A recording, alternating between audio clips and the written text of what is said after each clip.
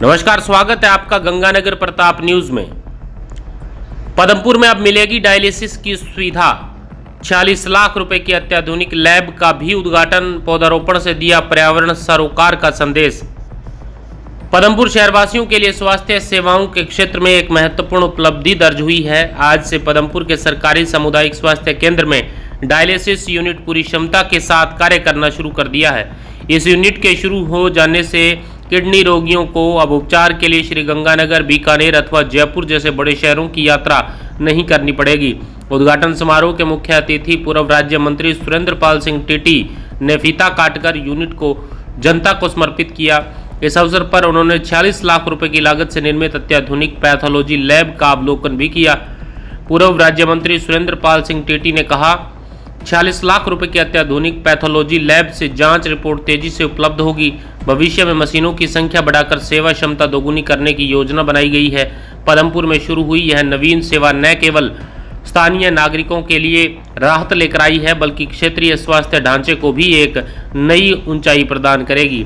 इस दौरान मौके पर दीनानाथ बलाना, अंशु बिलंदी, गोकर्ण गर्ग, निर्मल मांगट, कश्मीरी धमीजा, सुरेश मित्तल, काकू शर्मा, ललित गोयल, दलीप तेहरपुरिया, गुरतेज सिंह, आशीष तनेजा, कन्हैया गजरा, पिंकू जिंदल, राकेश भटेजा, हरजीत पावा, सुखजिंदर सिंह सुखी, मनोहर सोनी, इकबाल भंडाल, धीरज जैन, इकबाल सिंह, रामदास बिलंदी, प्रेम नारंगादी मौजूद रहे। गंगानगर प्रताप के लिए पदमपुर से गणेश तनेजा की खास रिपोर्ट। तमाम दर्शकों का एक बार फिर से स्वागत है। पदमपुर से मैं गणेश तनेजा। तो पदमपुर वासियों, पूरे क्षेत्र वासियों, श्री करणपुर विधानसभा क्षेत्र वासियों के लिए बड़ी राहत आज मिली है। पदमपुर की सीएचसी में डायलिसिस 2 मशीनें जो राज्य सरकार द्वारा दी गई हैं, आज उनका सुचारू रूप से जो है वो संचालन प्रारंभ हो चुका है। मेरे साथ पूर्व राज्य मंत्री सरदार सुरेंद्र पाल सिंह टीटी मौजूद हैं। यहाँ 46 लाख की लागत से लैब का जो अवलोकन भी किया गया है। पूर्व राज्य मंत्री सरदार सुरेंद्र पाल सिंह टीटी से बातचीत करना चाहूंगा। सर, बहुत बड़ी राहत जो है आज पूरे क्षेत्र वासियों को मिली है, क्या कहना चाहते हैं सर?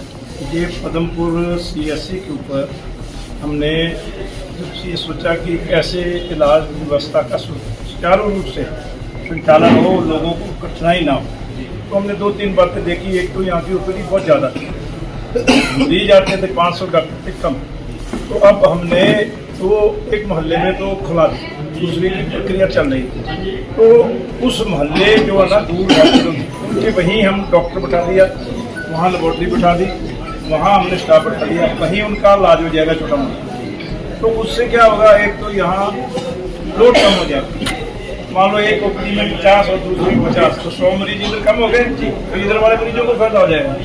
दूसरी बात, क्या क्या चाहिए, यहाँ की लेबोरेटरी है, आजकल इलाज सारा जो है टेस्टिंग से होता है। तो हमने इस लेबोरेटरी में 33 लाख की बनाई है, इसमें हर चीज़ देनी है।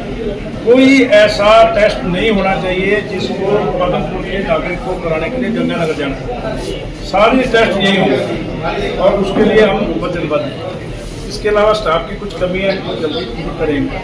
डायलिसिस आज की मुद्दे की बीमारी को देखते हुए हर गांव में एक आधा मरीज है और शहर में 5-10 मरीज ऐसे हैं जिनको गंगानगर जाना है। जिसका अभी आज उद्घाटन हुआ, तो जिसका हम बैठे थे, जिस माता से मिले, वो हफ्ते में 2 बार गंगानगर जाते हैं और गरीब लड़की है।